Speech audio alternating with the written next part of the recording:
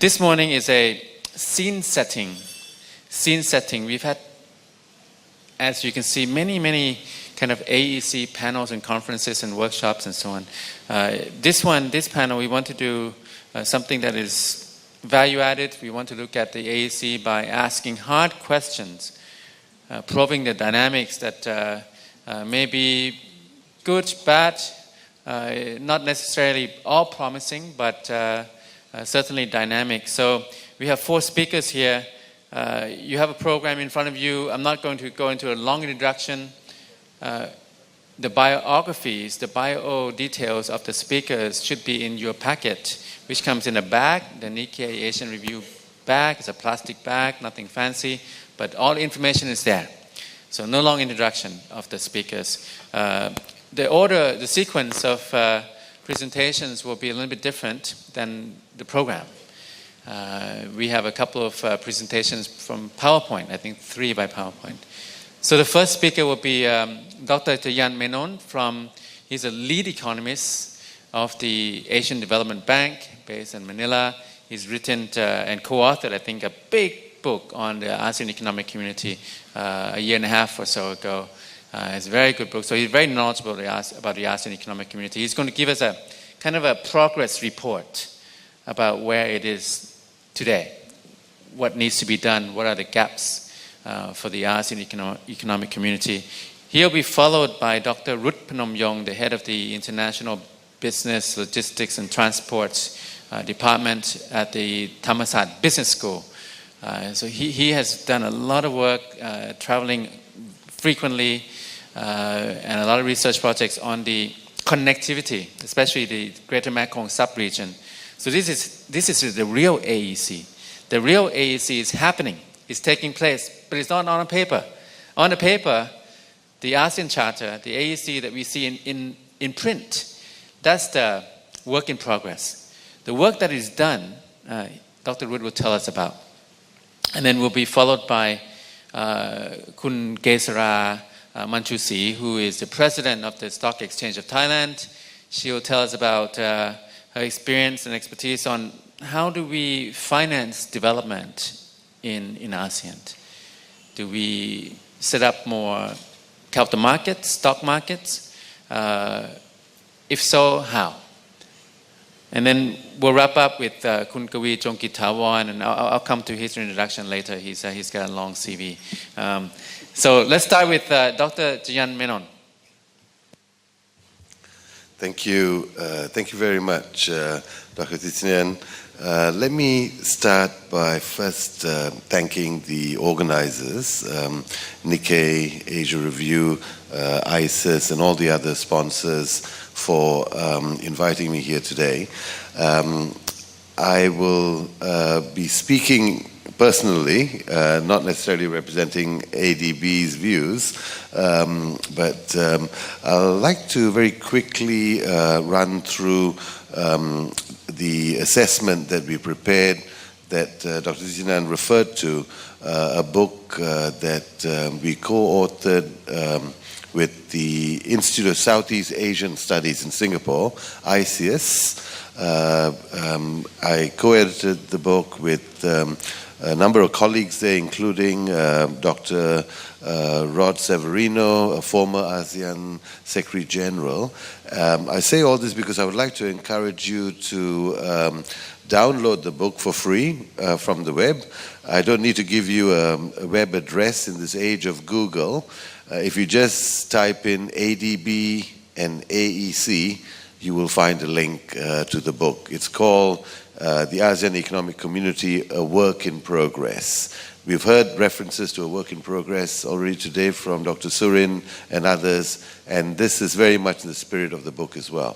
So most of what I'll say today will draw upon the findings from that book, which again I hope you'll have a chance to look at, especially since it's free. Okay, so very quickly today what I would like to do is speak of the achievements to date. We've already heard quite a bit about this earlier on this morning. What are the remaining challenges before we hit the deadline in about 8 or 9 months' time? How do we get ASEAN businesses and the broader community more involved in the AEC process? And finally, what are the critical next steps that we need to take? Okay, so the first point I'd like to make is that reform in ASEAN did not start with the announcement of the AEC being established. ASEAN has a long and impressive history of working towards economic reforms. The announcement to create the AEC by the end of this year is a culmination of years of effort, starting really with the decision to establish AFTA, or the ASEAN Free Trade Area, followed by ATIGA, the ASEAN Trade in Goods and Investment and Goods Agreement. But AFTA, in a sense, sets the platform for the AEC, and in fact, a lot of the achievements attributed to the AEC in the scorecards actually come from AFTA rather than the AEC. So there's some double counting, if you like, but it doesn't matter. It's all in the family. It's all the one process. But the one point I want to highlight about AFTA, which I think is not often mentioned. We heard Dr. Surin talk about the huge achievements made in reducing tariffs amongst each other, especially the ASEAN 6. But I find that there's one other feature that's even more impressive about AFTA, and that is how they have not just reduced barriers amongst each other, but they have actually gone ahead and offered the same reductions to non-members in a non-discriminatory basis. So they've done more than what they've had to do. They've gone further, using the opportunity presented by AFTA and the AEC to liberalize more generally and with the rest of the world. And this is the true sense in which ASEAN has embraced open regionalism. And this is how ASEAN is quite different from, say, Europe, which has often been labeled as being a fortress by focusing on just reforms within the group and not with the outside world. So I think this is the defining feature of ASEAN that has come from AFTA, and I hope will remain with the AEC going forward. Dr. Surin reminded us about how intra-ASEAN trade is stuck at about a quarter, about 25%. And I think he's right. There's many good reasons for it not rising above that threshold. Most of the ASEAN economies are still largely competitive rather than complementary.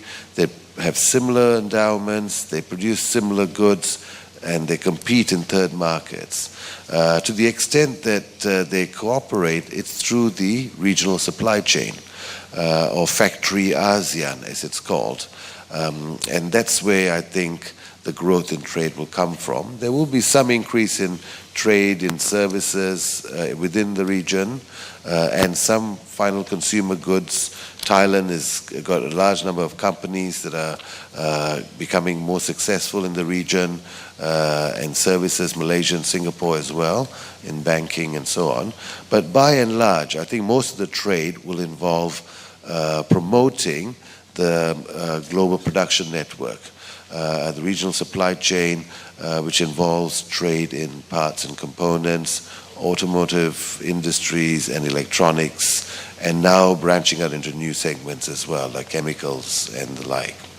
Okay, so anyway, so with that backdrop, let me quickly talk about what we've achieved so far. We've heard the story about tariffs, very impressive, and as I said, not just with each other, but with largely non-members as well. We've also heard about how the real story in ASEAN, as it is everywhere, is non-tariff barriers. And as tariffs have been coming down, non-tariff barriers have been coming up. in a sense, to replace tariffs. So these are related events, they're not independent. And this is where we need to focus our attention. And this is a moving target. So every time you try and address a particular non-tariff barrier, another barrier evolves in its place to replace what existed before. So this is a real challenge facing ASEAN going forward. A lot of the work here is on trade facilitation and creating these national single windows in each of the members. This one-stop clearance shop to allow the easy, quick, and efficient movement of goods into and out of the countries. Now, in the original members, progress has been good. In the new member countries, it's been a bit slower and needs to pick up. Okay. Investment is another good news story, especially for the ASEAN 6. These are countries that have transformed their economies from largely agricultural production to manufacturing and now services through being open to FDI, including Thailand. So there's no need to really sell this story to the original members. They know and they've benefited from being open to FDI, and the AEC will continue to promote investment. In fact, whenever you talk about free trade agreements in ASEAN, you hardly ever hear trade mentioned. All you hear about is investment. So it's investment and then trade, investment driving trade. Services liberalization, there's been some success, but still a lot of work to be done. We heard Dr. Surin talk about the difficulties faced in terms of liberalizing movement of peoples, given the inequalities within the region. I think he's absolutely right. Even in skilled labor categories, the mutual recognition agreements or the MRAs have moved slowly, but they're moving, which is a good thing. I guess the ones that are really having an impact now are probably nursing, architects and engineers. But there are a lot more MRAs that are being blocked at the implementation stage because of national accreditation bodies trying to protect the employment and wages of their members at home. So work to be done there. But there has been some progress. So what's the bottom line? So with all of this, what we have now, based on ASEAN's own scorecard, which is a self-assessment mechanism, the progress so far is a bit under 80%. Okay? So with the amount of time left now, you have to come to the conclusion that ASEAN will not meet all its targets by December 31. Of course, this probably won't stop ASEAN from declaring that they have, and there'll be a huge celebration probably on the 31st of December, as we heard, but they've come a long way. The question is, does it matter that they don't hit all their targets? I think it doesn't. This is a journey, not a destination. Work will have to continue for years after 2015.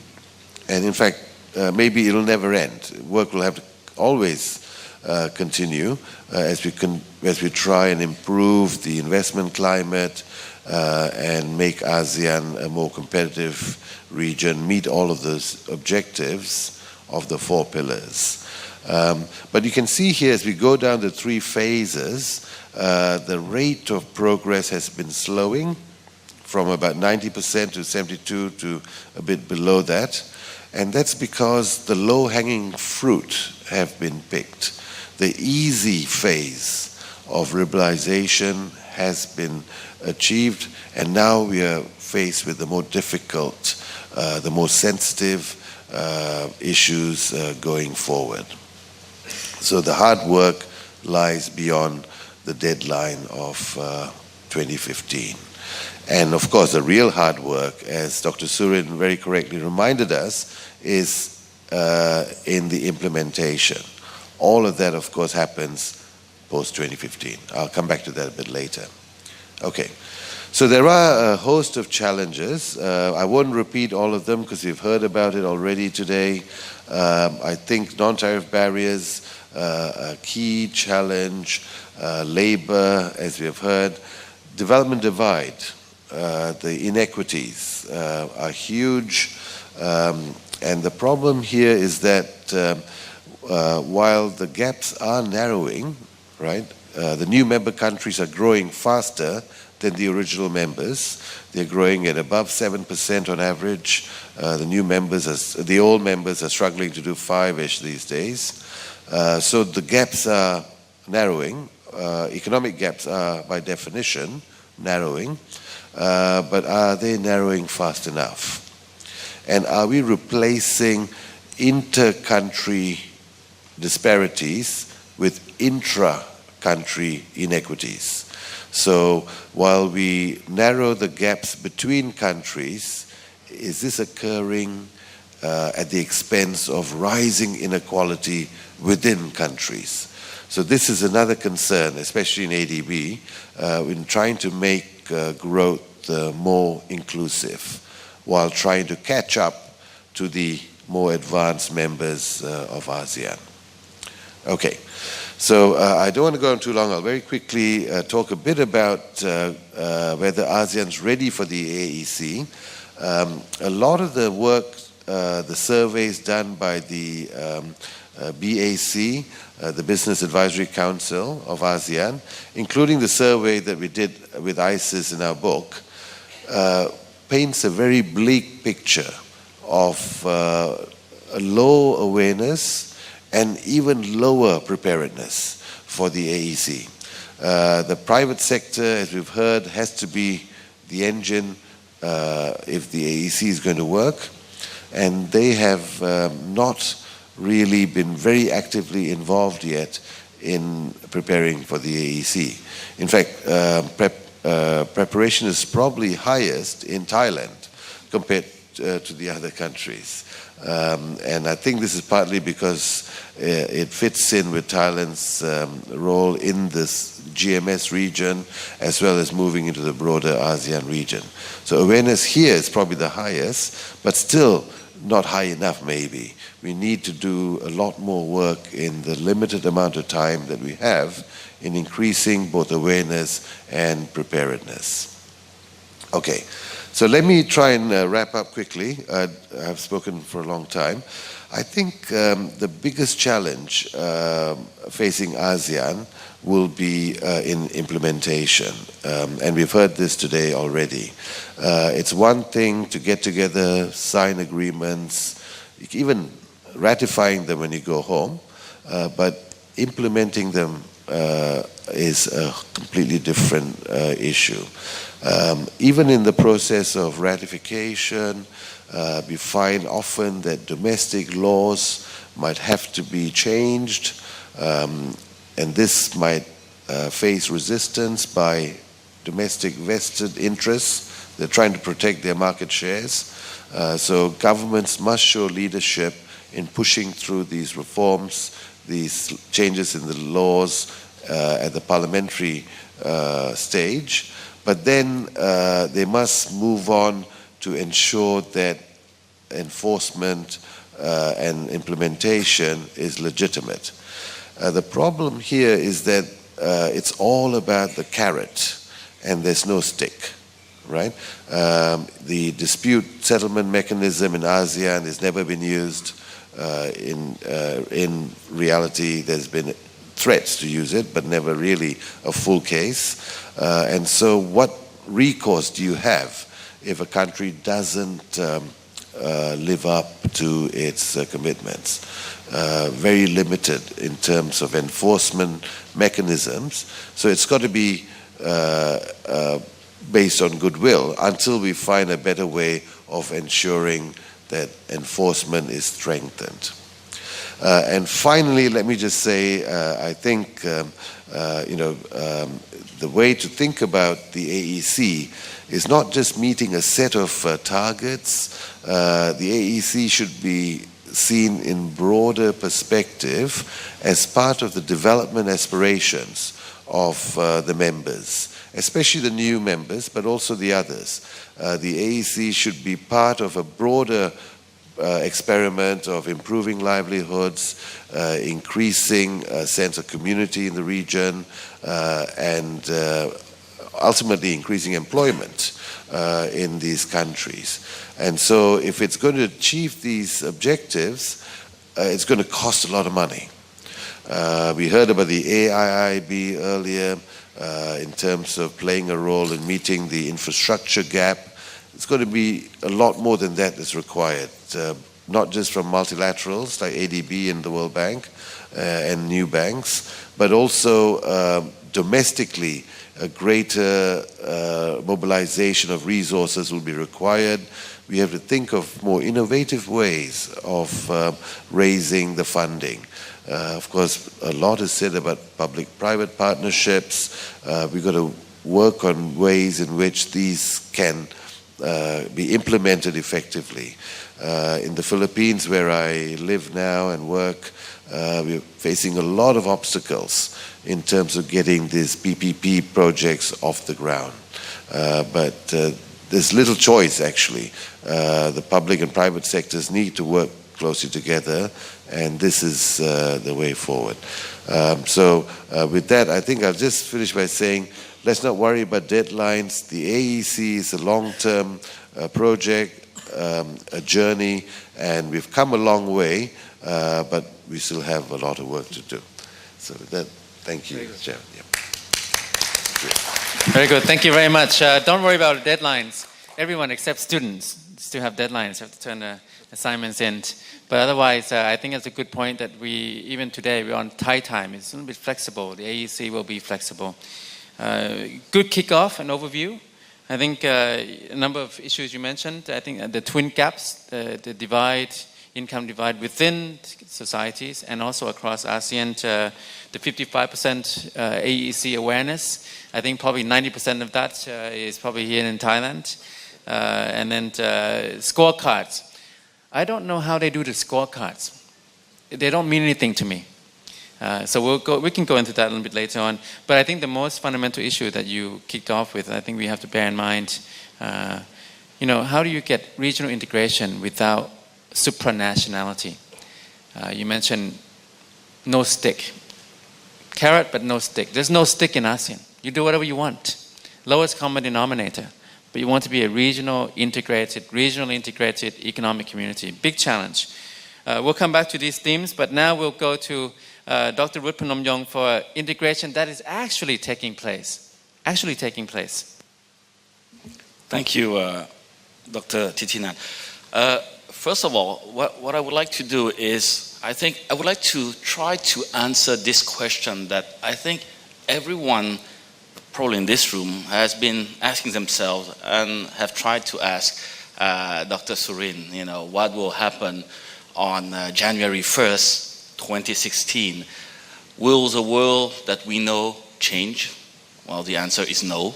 We will still be in the same world. No groundbreaking things will happen. But I think these questions are very, very valid because it's always very good to be able to foresee the future so that you can plan ahead, be it from a government perspective, but also from a private sector perspective. So what I would like to share with you this morning is in fact the result of some of the work I've been doing over the past couple of years, trying to answer this question. What is going to happen if ASEAN is able to integrate and successfully establish this ASEAN economic community? We have seen from my colleague, Dr. Jayant Menon, talking about the AEC scorecard and saying, yes, we've arrived at about 79, 80%.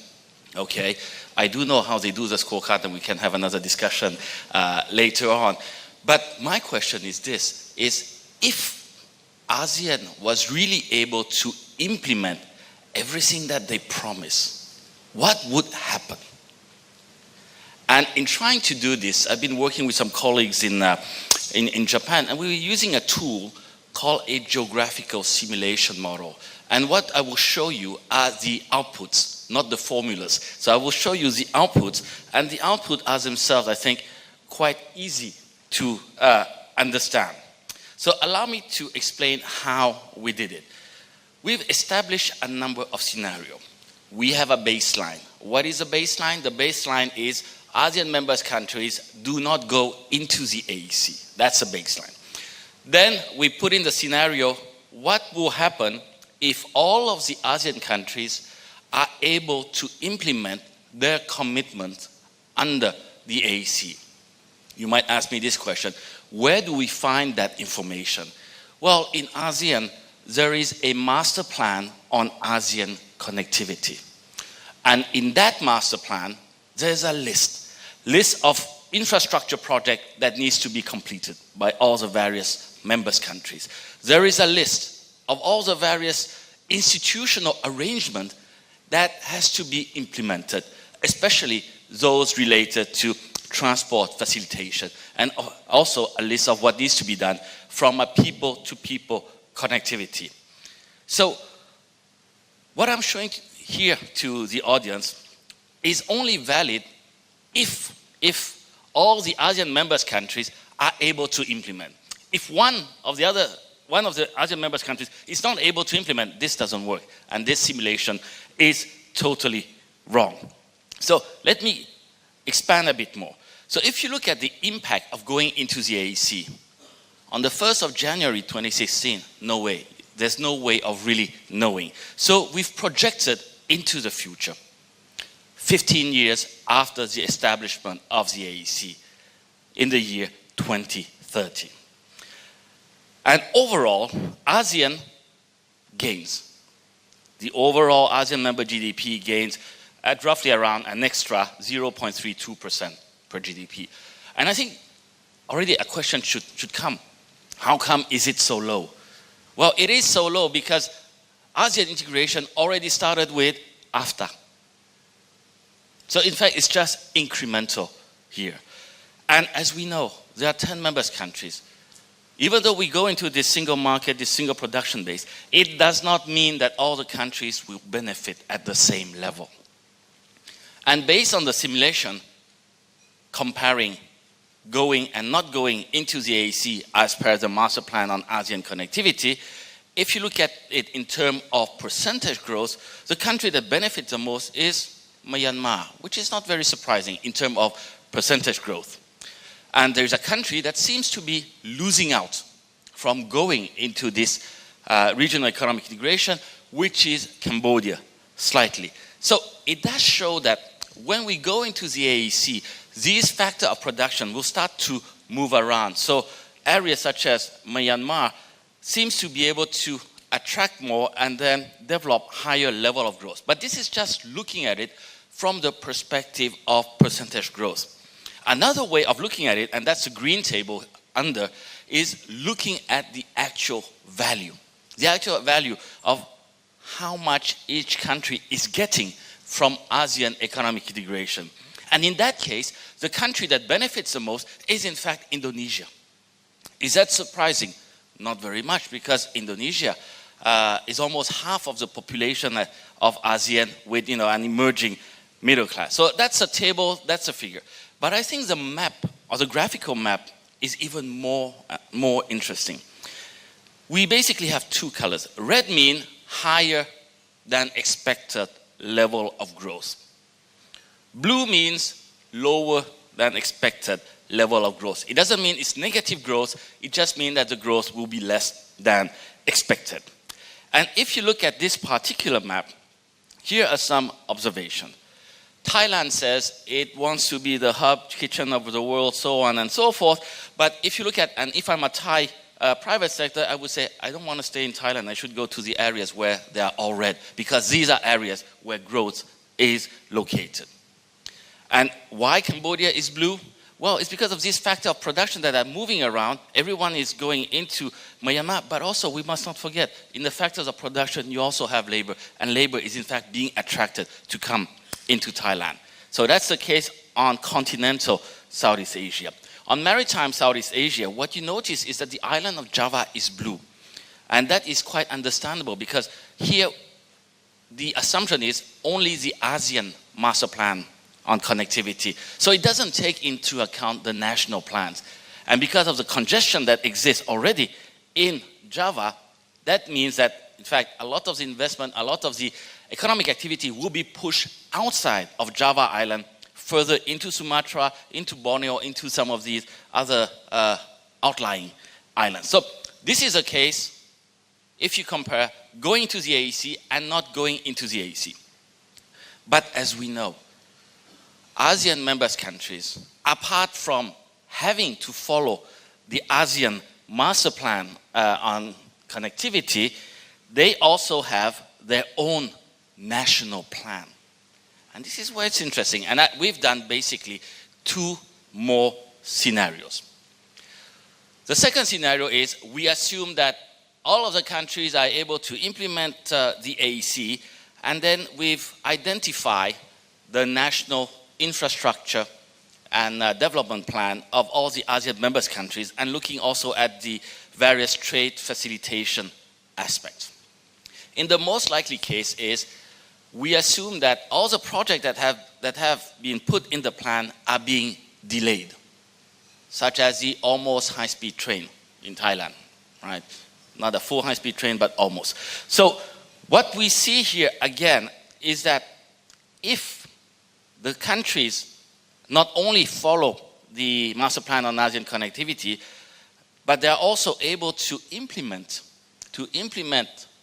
their own national respective infrastructure development plan, albeit some slight delays, you still have overall growth. But this time it's interesting because the country that seems to benefit the most becomes Cambodia. So what does this tell us? It basically tells us this, is that we have ASEAN, we have the ASEAN Economic Community, but the results or the benefits that can be derived from the ASEAN Economic Community needs to be moderated with the national plan of each country. What does each country have in mind in terms of wanting to develop the country, their economy? And again, when you look at the case of Thailand, it's slight pink, it's white, so that means that with all the projects that are being delayed, in fact, we're not getting as much benefit as we are thinking. Another thing, if you have a good enough eyesight, what you also notice is, apart from Myanmar, where it's a whole country that really benefits a lot, but if you look at, for example, Cambodia, the area that benefits the most is between Phnom Penh, Bavet, Mokbai, which is in fact the southern economic corridor that links with Ho Chi Minh. So with this particular model, it's quite interesting because it's detailed enough for us to be able to look at certain location, provinces, and even in this particular map, if you're familiar with the East-West Economic Corridor, you see that the part in Laos is all red also. So I think this is something that is interesting when you look at a most likely case. But if you look at the best case, which I know will never happen, but for the sake of academic purpose, we always have to think, what is the best case scenario? And the best case scenario basically says to us, yes, overall, everyone will win. And if you look at the case of Thailand, you will see areas such as the Eastern Economic Seaboard or the border with Myanmar benefiting, again, from higher level of growth. In fact, in some of these simulations, we also did a simulation where Thailand does nothing and all the other countries are moving forward, and I call it freeze Thailand scenario. And in the freeze Thailand scenario, we see that Thailand becomes basically blue, so the expected growth becomes negative, and in fact, the growth goes into many countries. Implication for the private sector and implication for the government of the various countries, the various agencies. One, these are just simulations based on a number of assumptions. But it's interesting because it gives us some hindsight of what may happen. And if a country is not happy with the result of the simulation, they will have to work harder in terms of thinking, what should we do to attract further investment? What should we do to improve infrastructure? What should we do to improve trade facilitation? So that from becoming pink or blue, we can become red. That's from a government agency. From a private sector perspective, it gives you insight in terms of the potential areas of growth.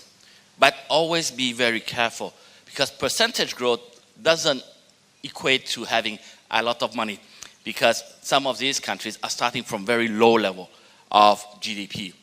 But at least it gives you some sort of indication of some of these geographical locations that you can further think in terms of maybe looking into it, investing it, and gaining the benefit from the AEC. So with this, I hope I have been able to provide you with some future. I'm not a fortune teller, but I'm trying to use a more scientific approach to fortune telling. But if you really want a very good fortune teller, my suggestion is to go to Myanmar, because they have a very good one, and that they can say which person is going to become the next prime minister. Thank you very much. It's going to be Teng Seng, right? Yeah. Well, simulation, I think, very intriguing. I have many questions, and they have to be scrutinized, but they are more telling as indicators to me than the scorecards. So I think this is the kind of thinking that we need to do, and the kind of inducements that we have to start making to get these ASEAN economies to make structural reforms and so on. Now we come to related, I think, moves right into the financing of the development of the AEC, and here we have Mrs. Kesara Manchusree, the president of the SET. Please. Good morning, everyone. I would be very brief. I believe that everyone waiting for the lunch. And for the capital markets, actually the stock exchange of Thailand, as well as the stock exchange among the ASEAN countries, has been discussing about integration at least 5 years ago. And we do have a kind of the dialogues among the ASEAN exchange like twice a year. And we just turn each other to be the hosts. So what we are aware that from the capital markets point of view, money can flow anywhere. It's not like the real sector, which is more difficult than the capital market, I believe. This one is just for the Thai market. I believe that everyone knows the stock exchange of Thailand. The market capitalization of the stock exchange is now about 120% of the GDP. And it's the biggest among the banking sector and the bond market. And what we see that for the Thai market or Thailand, that we move from a kind of a low income country into the upper middle income country. This is because of the stock exchange of Thailand is 40 years old this year. We grow along with the Thai economies, and we believe that for the companies that list on the stock exchange of Thailand has been performed very well and perform much better than the economies. For the example, for this year, for the last year, the year 2014, the net profit growth, if we just exclude the energy sector, we grow about 5% compared to the economy that grew about only 0.7%. I'm going to see to show you that what happened to the Thai listed companies, and what we see that, and I totally agree with Dr. Surin this morning, that we cannot just depend on the local market or domestic market. During the past 40 years, number one that we said about the Eastern Seaboard, that Thailand can be grow because of all the Eastern Seaboard from the energy sector as well as the stock market. And also that after a while we got the crisis in the 1997, and after that we have the domestic growth. But in this current period, as for the listed company, we all go out of the countries. 45% of the revenue, you can see from your left side, 45% of the revenue of 600 companies listed on the stock exchange of Thailand is coming from the offshore revenue. So we are diversifying more than what we see that we trade in the ASEAN is 25% of the trade. But 45% this is the whole both ASEAN and the global business. And what we see that among about 600 companies, right now we have about 1/5, about 109 companies that invest offshore, that operate from offshore business. And in the ASEAN itself, 81 companies has been doing the business, just domestic and offshore with the ASEAN business. Compared to the year 2006, we have only 47 companies. This is, it's just, we cannot avoid that. Only domestic business is not enough. Because of, that's why all the listed companies who are kind of, I have to say that it's a kind of a first tier company that can invest offshore, can operate offshore. So we have a lot of companies that already expand into the our neighboring country, what we call the CLMV, the Cambodia, the Laos, the Myanmar, and Vietnam. And I believe that all the neighboring countries love to use the Thai products. That's why we see that all the consumer goods and service has been going to the neighboring countries. And if we look into the capital markets among the ASEAN, we will see that we have to admit that the yellow bar chart is a market capitalization of each stock market. But the blue one is banking sector, the banking lendings. We can see that Thailand, Malaysia, Indonesia, and Philippines, the stock market is much bigger than the banking sector, except the Singapore and Vietnam. We still, I think Singapore is a different case because of they are regional financial center. So what we see that the capital markets among these ASEAN has been growing. That's why what I said at the beginning is among the ASEAN exchange we has been doing. Yes, what we start is we call the ASEAN linkage. The ASEAN linkage is the exchange of 3 exchanges. Malaysia, Singapore, and Thailand has been doing a kind of order routing amongst these 3 exchanges. But so far, we have to admit that we start by our own view. But on the infrastructures among the kind of the capital inflow, capital outflow, which has to cooperate with the central banks of each countries, and also that the market participants has not been developed to what we could see from like European countries or other countries.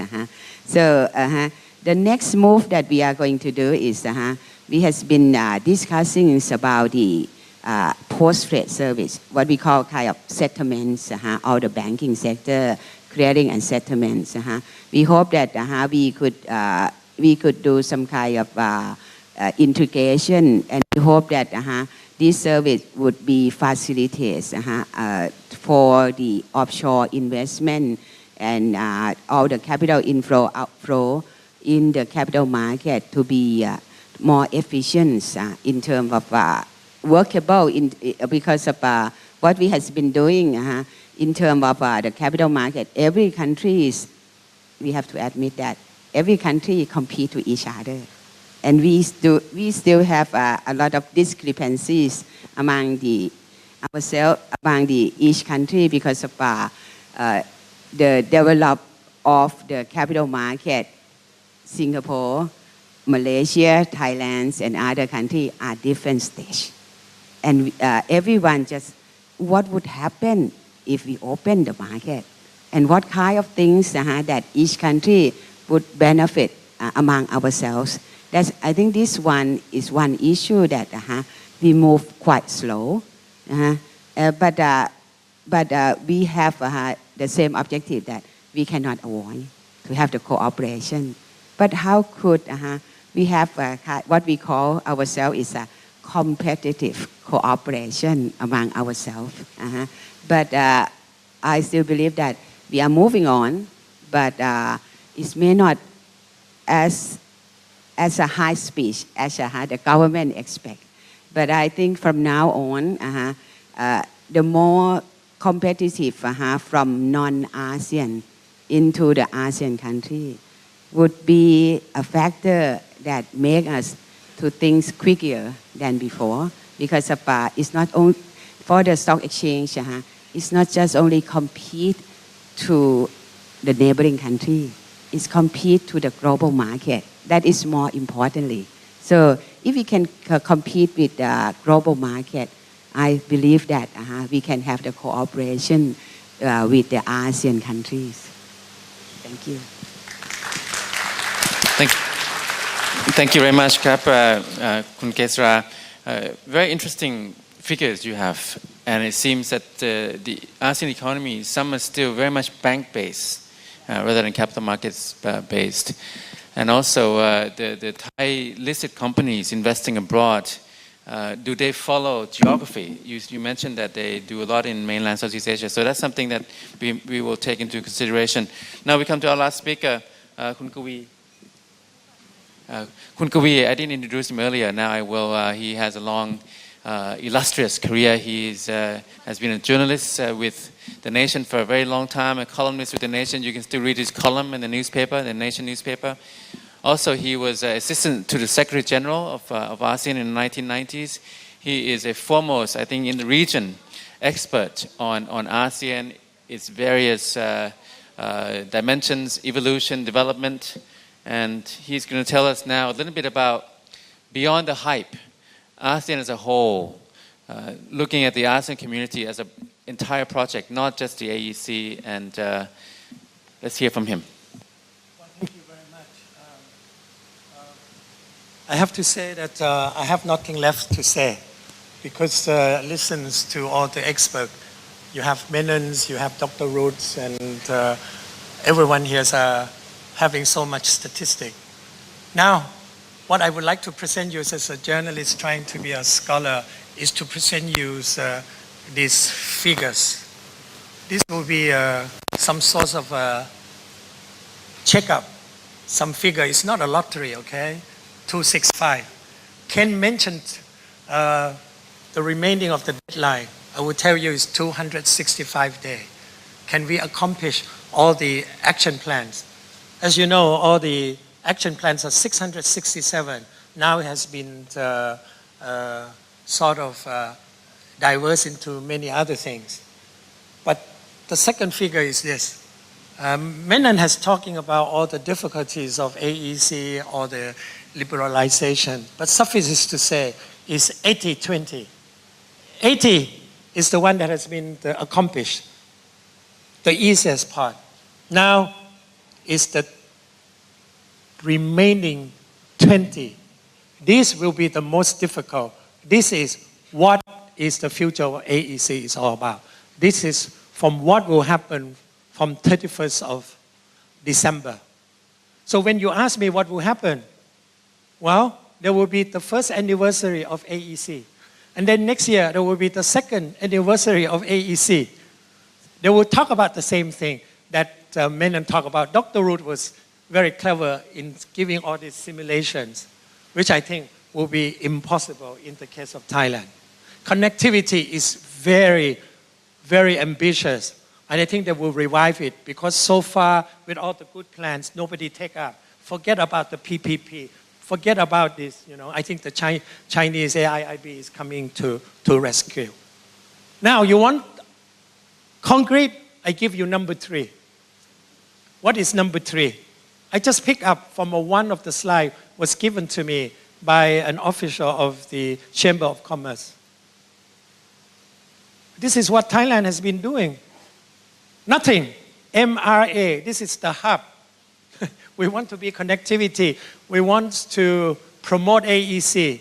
You look at MRA and you look at the number, only 3. What does it mean? It means that we are not ready. Thailand has a lot of problems. Now, I want to focus on Thailand a bit, because Menon has given us a panoramic pictures. And it's very important when you talk about AEC, you have to talk about the kind of ASEAN exceptionalism. Surin, he was one of the most active Secretary General, but he has to admit he cannot sign a check even with 1 cent. He has no power. He can speak and can speak well on behalf of ASEAN. But he always complained to me, Don, I could not sign a check even 1 cent. So that can tell you what happened. Now, ASEAN is very interesting. ASEAN is an organization that survived for 47 years. It will be soon 50 years old in 2017. ASEAN is very strange. It's not too weak and it's not too strong. This is why people love ASEAN. Surin said, ASEAN has a winning power. Yes, of course, they like to meet at the ASEAN venue because ASEAN is not threatening. When ASEAN have major power, it's become very weak. When ASEAN stands on its own, its centralities become bigger. ASEAN centrality is like chewing gum, you know. It can be smaller and you blow the bubble. Sometimes it's plus like 2012, you know. But sometimes it's shrink, but centrality is there. So you have to look at that also when you look at AEC. Because AEC, the biggest problem of AEC is the culture of compliance. Menon was very nice man. He did not talk about compliance, but he did allude to that we have to ratify all the agreements and make sure that everybody comply. No more flexibilities. We have to stick to the deadline. Okay, that I need to brought that up, but I didn't want to talk about this kind of challenge. But I like to raise that ASEAN challenges is not only AEC. People talk about AEC because it's dollar and cent. Especially in Thailand, it's all about AEC. But AEC will go nowhere if ASEAN's political security corporations go nowhere. Or even the most important pillar, the social and cultural, which is the most important 345 section plan, still have not yet indeed implemented. This is the most problematic pillar, but nobody wanted to admit.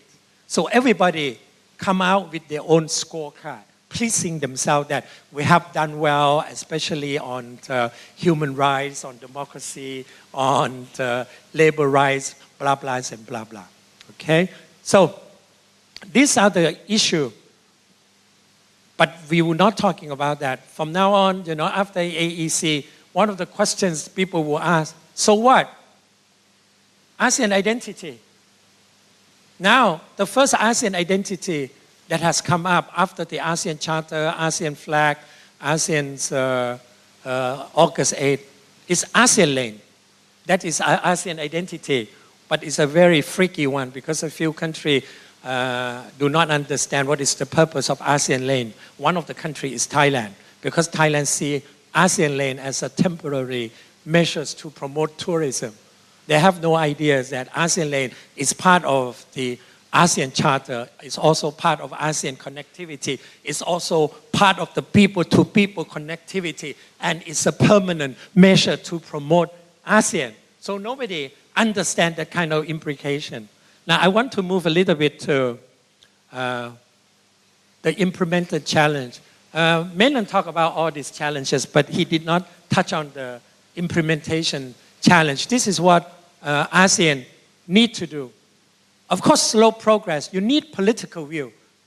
And ASEAN will.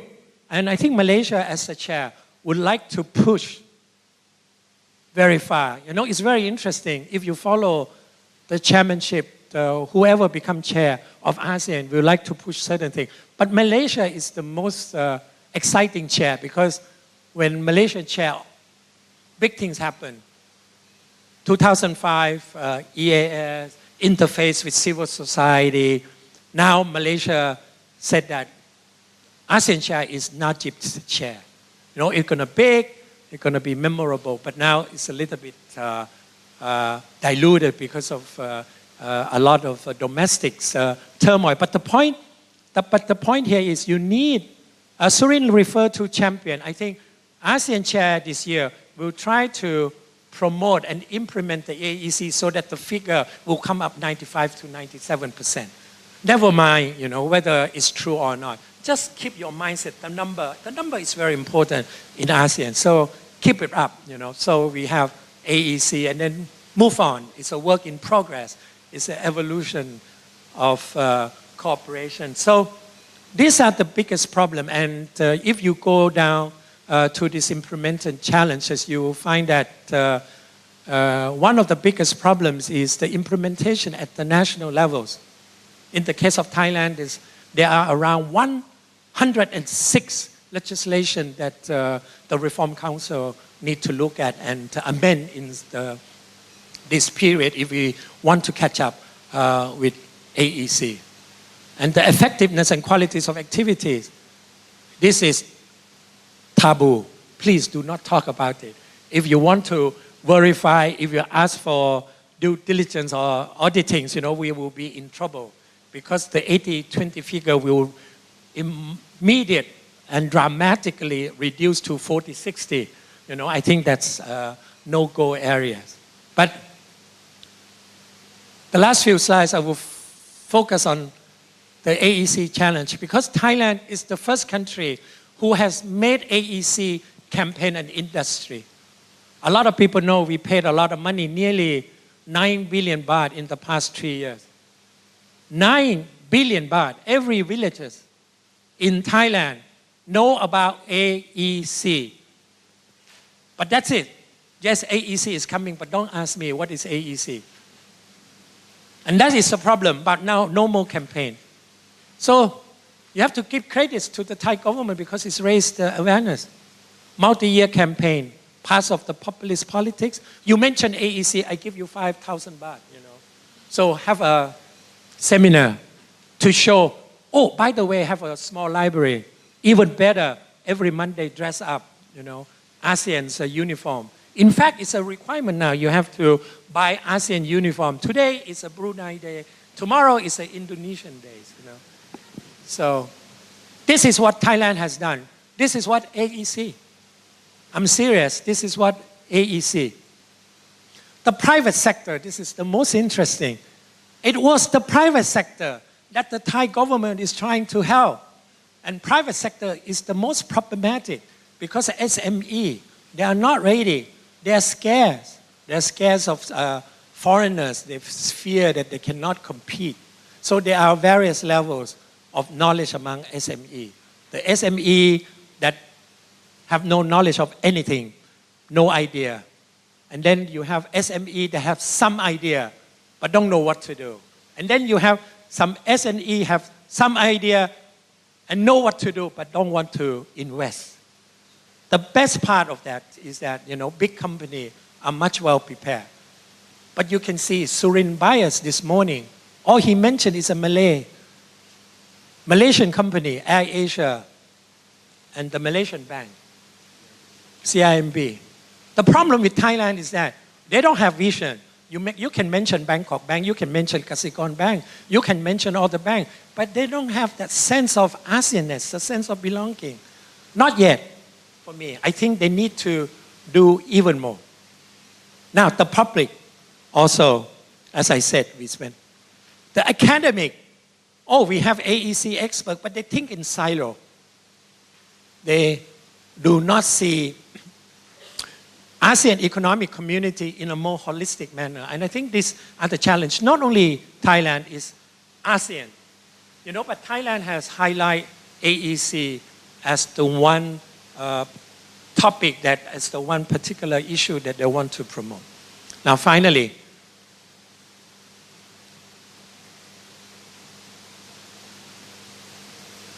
I think something wrong, but finally, I like to mention that Thailand has a vision of ASEAN future because Thailand, since 1975, has put ASEAN as its cornerstone of its foreign policy and development. But somehow, somewhere, all this purpose has disappeared. So I would like to emphasize that ASEAN is very important for Thailand, and AEC is crucial. It's the heartbeat of Thailand. So we need to change, we need to amend, both at the state, both at the public level and academic, so that we can make sure that the whole body, the whole organizations and the whole things, coordinate and move beyond what is currently we discuss. I'm sorry, the last one didn't come up. Thank you. Thank you very much, Khun Kavi. Very sobering but realistic, and I think very constructive and useful. The great frustration and attraction of ASEAN is that once you start to talk it down, it's not as bad as you make it sound. But once you talk it up, it's worse than you think. So somewhere in between, and I think we're not here to talk it down, but we want to be realistic. We have a limit of time, a number of issues that I think are very interesting, and I think the next panel we will be looking at ASEAN companies, top companies in ASEAN, investing in ASEAN and outside ASEAN. And then the third session we'll be looking at the individual expertise from the CEO. So this really dovetails with the earlier comments from Dr. Surin and also from the panelists here, especially from Khun Kesara, on the companies, firms investing abroad within ASEAN, OFDI.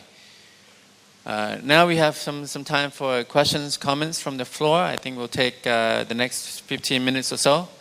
If you have anything you'd like to elaborate from the speakers' comments, presentations. You can also write the question and give it to one of the students and they can bring it forward. Please, the gentleman there, I think formerly with maybe CIMB before. It's an interesting point about CIMB in AirAsia. Thai Bev has a C ASEAN, so I think maybe catching up. Thank you. I'm Chayut Setbunsang. I'm a business consultant, and I was with CIMB 2 years ago. Question is for Dr. J from ADB. A few weeks ago, the central bank governors met and announced a step in the ASEAN banking integration framework. Can you help elaborate on what's going on here, what their intentions are, and how this will shape the financial integration going forward? Thank you. I'm sorry, what was the agreement? What was the central bank's agreement? The ASEAN banking integration framework. Okay. Khun Kesara, are you aware of the, yeah. I think this is another part of the integration because of, among the ASEAN central banks has been discussed that how could we integrate to each other. That's why on the trading side, I think they let all the private sector has been doing. But the key important part of doing all kinds of offshore transaction, it has to be all the settlement. And the clearing and the settlement, because otherwise it will stuck even you transact the all good and service, but you have to have the payment system that link to each others. This one, that's why they have the initiative about the clearing and settlements among each other, which is I think for the exchange we are discussing on these issues. And to let you know that I just came back from Japan. The BOJ itself has been talking about the initiative about the clearing and settlement. This is among the Asia-Oceania region too. So I think this one would be a next popular issue regarding the settlement things. Yeah, one problem we have, is that there's so many meetings in ASEAN. All these officials, they meet all the time. They meet every day. And so they have all kinds of agreements. And so this is what Khun Kavi said about the culture of agreements and the culture of official compliance. But on the ground, it's different. I think there was a hand up here. Okay, Dr. Jayant wants to have a word. I just wanted to add one small point. I think the point made earlier about clearance and settlement is critical to this agreement. I just want to also add that this should be considered in terms of broader context of what's going on with ASEAN Plus 3 as well, which is something that ADB supports. And in terms of results, as you mentioned, a key initiative is the Asian Bonds Market Initiative, the ABMI, trying to deepen local currency bond markets in the region and increase their role in financing. And of course, this comes out of the so-called double mismatch problem, which sparked one of the things that sparked the Asian financial crisis here in Bangkok, in Thailand, where currencies and durations were not in line, resulting in huge exposures when the exchange rate adjusted. So this is all of these initiatives, I think, feed into this broader development of a regional market for both banking as well as capital and other forms of finance.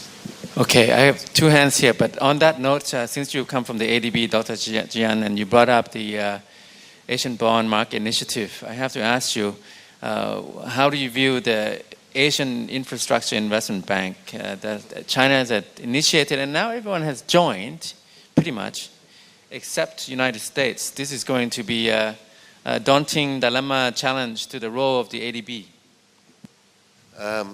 Okay. Actually, I'm not supposed to say anything about the AIIB officially, so it's this is a personal view. Actually, I think the AIIB is a welcome development. We heard today the tremendous financing gap that exists in this region for infrastructure. ADB, the World Bank, bilateral agencies, we cannot come up with the money that's required, the amounts of money required. So China has the world's savings, right? And so they're looking to use it productively. The only concern here, which has been voiced publicly, is about governance. Will this be a race to the bottom in terms of standards, protection, safeguards? The approach being taken by the AIIB is to adopt the national rules and laws and safeguards that exist in each country. ADB and the World Bank have standards that usually exceed those in those countries itself. It's a question of which one you prefer. We cannot. Countries have sovereign rights to implement the laws in their home in the way they want to. And I think the question is implementation. Once we make sure that these safeguards are indeed implemented as intended, the whole governance issue becomes less of a problem. Okay, so this is a case where the US is out, opposed, but the Japanese, I think, is still ambivalent. We'll take two hands in two rounds, actually three hands. Kun Kort, you first. Just tell us your name and where you affiliated. Thank you, Dr. J, but you already asked the question I was going to ask, so I appreciate it. Okay, thank you. Thank you. Then Dr. Veronique of the Asia Foundation. Thank you very much. Those are really excellent presentations. The word of SMEs came back very regularly, and the fact that SMEs should be more involved, and that actually could be also one of the drivers of AEC integration. And of course, we've also worked a lot on making AEC work for SMEs, or making sure also that they have a better idea of the opportunities and threatening. Of course, we all know that not all SMEs are fit for more regional cooperation and regional integration. But I would like to hear from your panelist, Dr. J, what are the key elements that they think are preventing SMEs from entering the market? For example, with the example of Thailand, if we want to take one, because it will vary a lot from one country to another. So is it access to information, more structural issues? Is it technology? Is it their role in the value chain or in the regional value chain?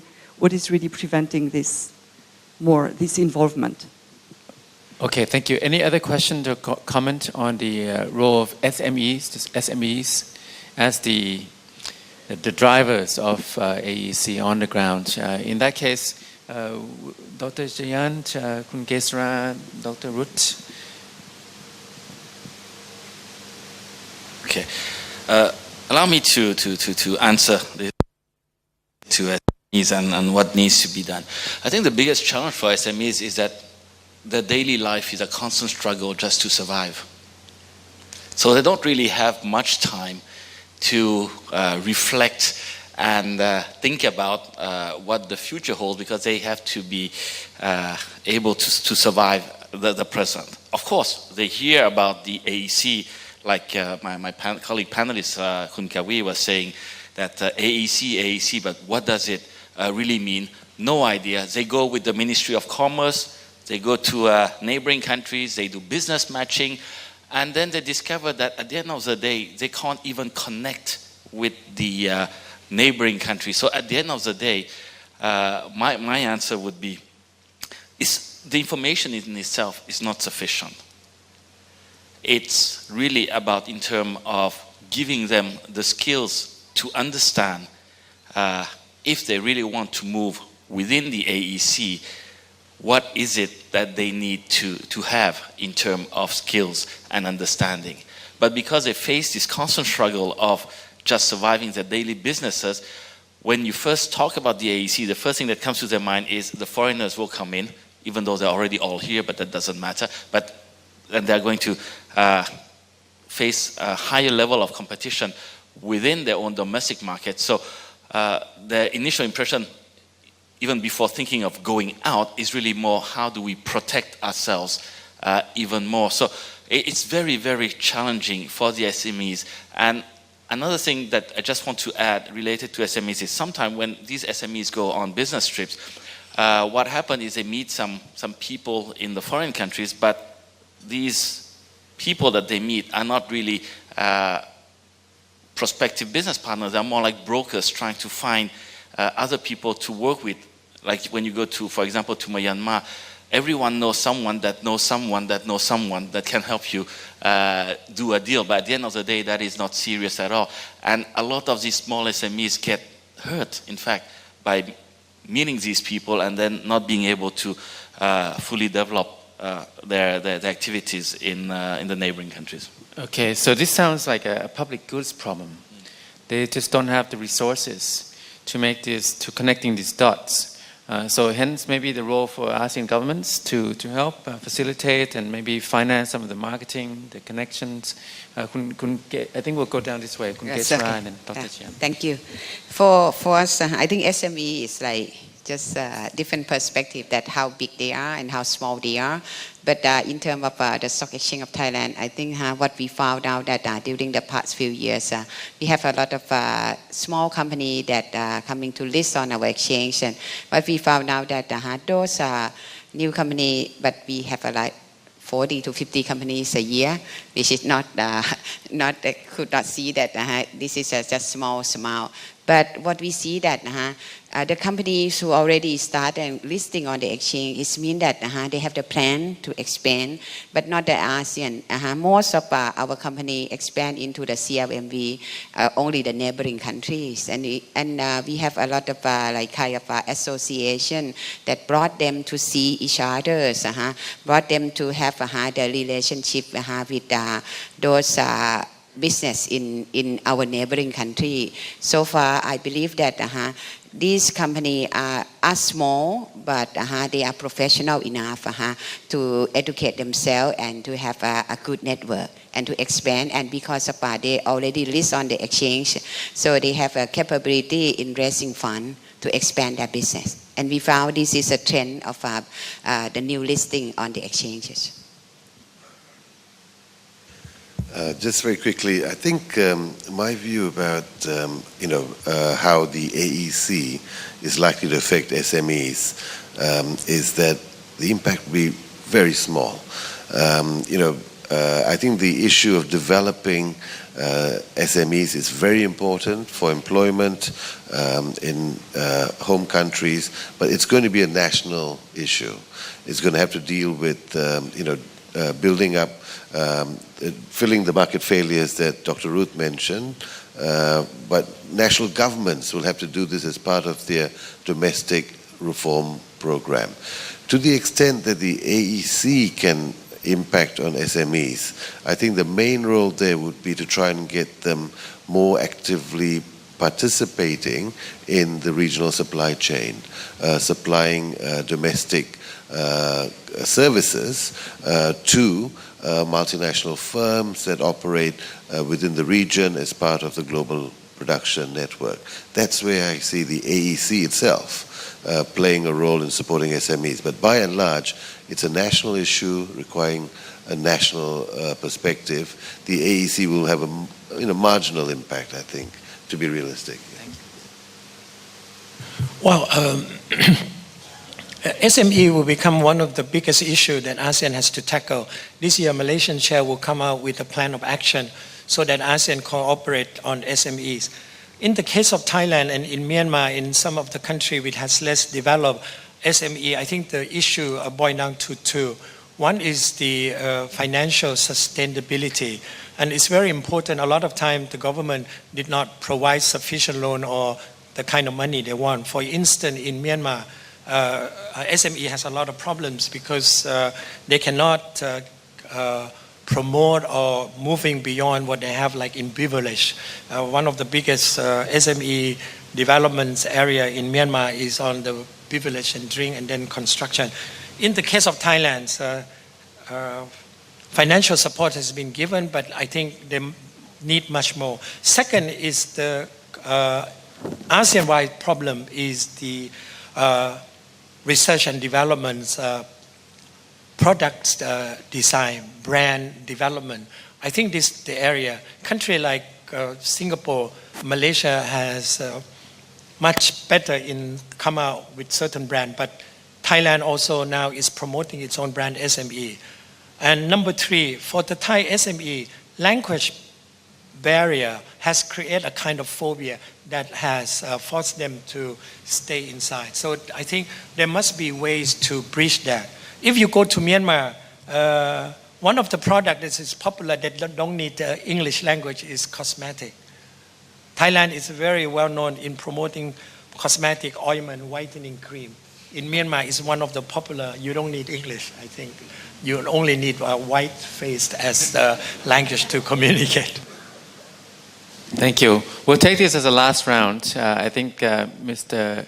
Christopher Burke, Ambassador Lutfi, anyone else? Laurent in the back. So first, Mr. Christopher Burke. Thank you, Dr. Thitinan, and thanks to the panel. I'm Christopher Burke from the Embassy of Sweden.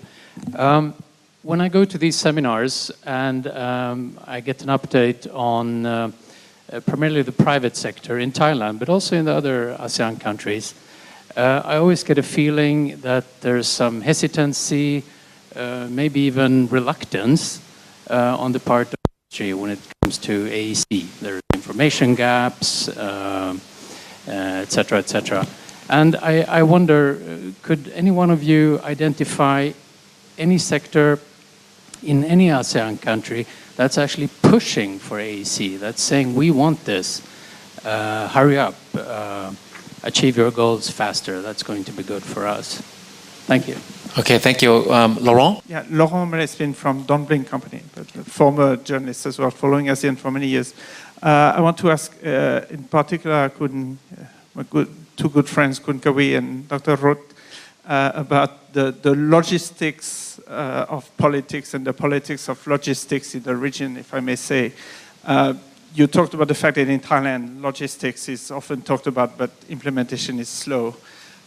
We talked about the fact that China is pushing hard, and logistics can only happen if all the countries are involved. When we think about the tensions between China and Vietnam, the way China is trying to replace Vietnam and Thailand in investing in Vietnam and Cambodia, and the game of the political game of influence in Myanmar between the U.S., China, and everybody else. How is this going to either slow or speed up? Because is it competition that is going to speed up implementation of all that road and rail logistics, or is it going to slow it down? Okay, thank you. We'll take one more, Ambassador Lutfi. My question to Ajahn Ruth. very simple questions. In your presentations, you mentioned about that Indonesia will be more benefit in this ASEAN economic community. If you could elaborate a little bit more, in what perspective, especially if we based on the map that you put on the red on the map, that's the one that more likely to be beneficial when the ASEAN economic community is coming. Thank you. Okay, I think we'll come. Kun Kesara. Would you like to say anything? Questions? I think Dr. Ruth will speak last. Would you like to say anything else? That's the last comment. Anything you'd like to say? So, what we see that is that this is just normal for the new things because of when new things implement that our exchange is we have to explain that what kind of benefits and what kind of things that you have to sacrifice. I think people are sensible because of if we could identify that the benefit of doing things is much better than what we has been doing, everyone would go for it. Which is, I believe that so far what we hear is AEC, but for the normal people, we don't know. And as a lot of panelists already, we don't know what AEC. So I think the benefit of being together, of being integration, it has very highlight. Thank you. Thank you.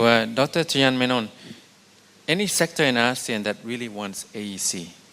And second, the geopolitics of the logistical ambitions from China and so on. And again, here is we have China.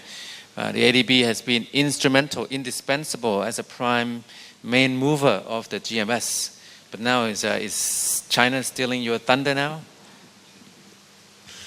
Okay, let me start with the second question and then go back to the first one. I think, China is a member of the ADB, an important member. I think they would like to be a bigger shareholder in the ADB and the World Bank and the IMF, and they haven't been able to do that, and this is probably partly why they have moved towards setting up the AIIB, the Infrastructure Bank. So, the world is changing, and these institutions do not reflect those changes fully. And I guess that's what is frustrating, new emerging economies like China, but also others like the BRICS and so on. In the GMS, China is playing an important role in terms of helping with the development of infrastructure especially.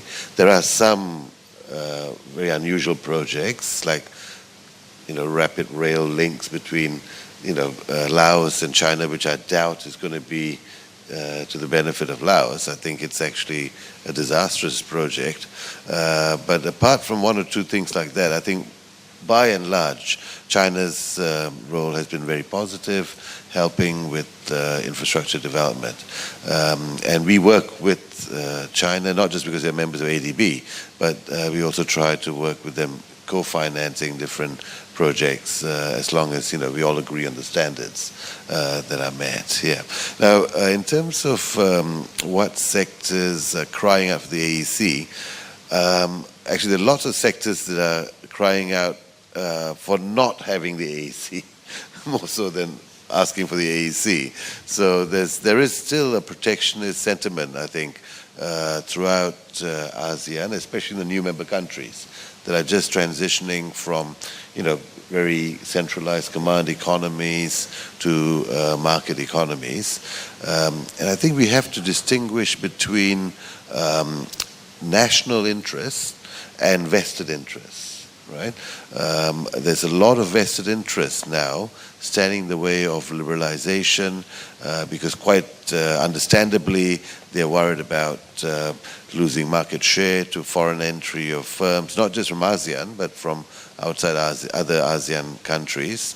And governments, again, as I said, need to distinguish between national interests and vested interests and ensure that, the reforms take place, that consumers and benefit by having greater access to more goods and services at a competitive price, and that incumbents protecting super rents in concentrated sectors like banking, telecommunications, and so on, do not win the day, do not convince governments to limit entry, because there's many ways of looking like you're satisfying agreements without having any impact on the ground in the way you implement these agreements. So I think that's the challenge. So I can't think of any sectors that are calling for the AEC.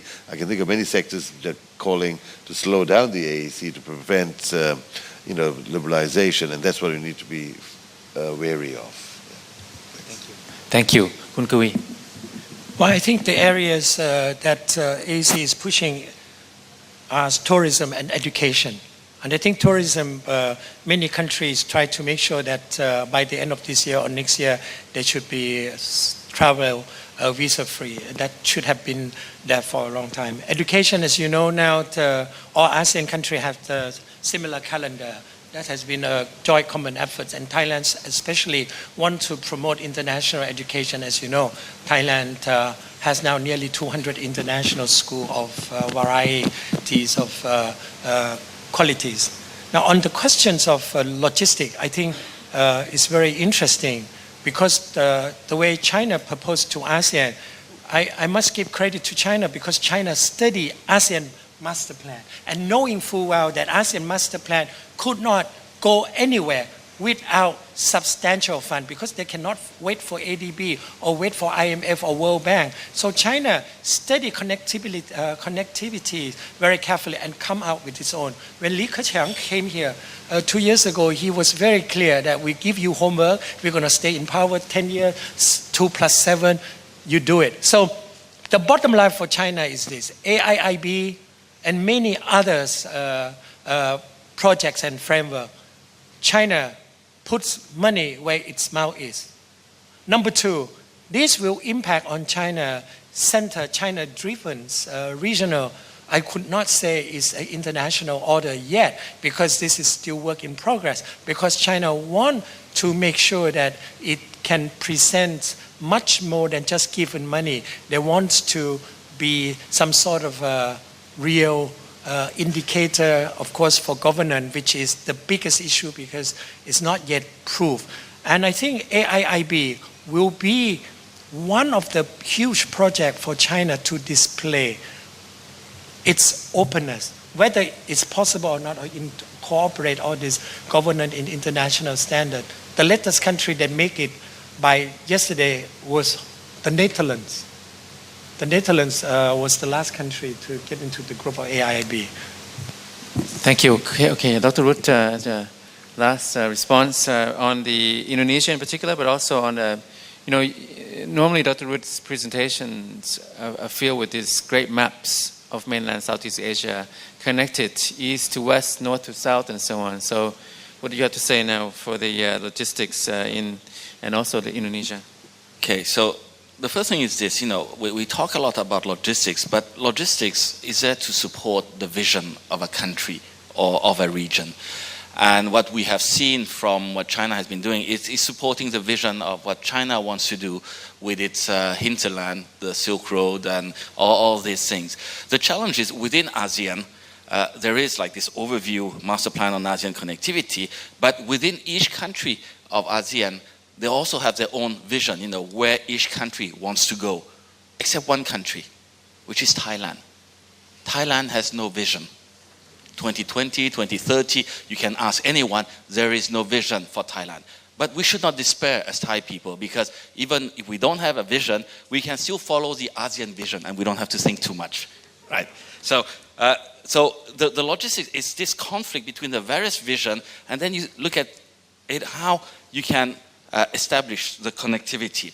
And this is where we have this big challenge in the region in terms of national priority versus regional priorities. So institutions like ADB, AIIB will come in and help, in fact, support these regional priorities, these regional linkages, but national priority also needs to be put in place and then being implemented. So that's just my quick note on the logistics aspect. Then when we look at the result of my simulation, especially in terms of Indonesia, in fact, I presented that to Bapenas already, and I had a discussion with them. There were also lots of questions. The first question is this, is really, in Indonesia you have blue and you have red. What has happened is certain locations have become so congested that you cannot go in anymore. So the factor of production, they have to move somewhere else, but still within the archipelagos in Indonesia. So that's one part. But really the most critical factor in the simulation, more than just the impact of the AEC, it's the impact of the MP3EI. If you're not familiar, that's a master plan in Indonesia. And if, and I use that word, if all the projects in the MP3EIs are implemented, there will be massive, massive benefit, not just for Indonesia, but also for the for what I call maritime Southeast Asia and linking with continental Southeast Asia.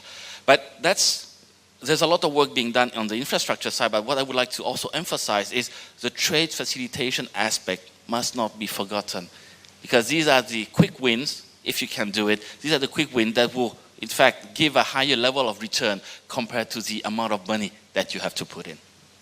So, terima kasih. Thank you very much. Look, it's lunchtime. This day is designed to be mutually reinforcing. Keynote by Dr. Surin, first panel to open up the space, set the scene. And then our lunch speaker is Ambassador Luffy Rauf of Indonesia, and then Ambassador Jocelyn Batun Garcia of the Philippines will keep us focused during lunchtime. And then we have two panels in the afternoon on the ASEAN companies, ASEAN 100. And then the CEO. So they are mutually reinforcing. Please join us for lunch. Some of the themes that we've heard will be recurrent. We'll come back, I'm sure, again to the SMB issue and other issues. So I'll pass the floor back to our MC.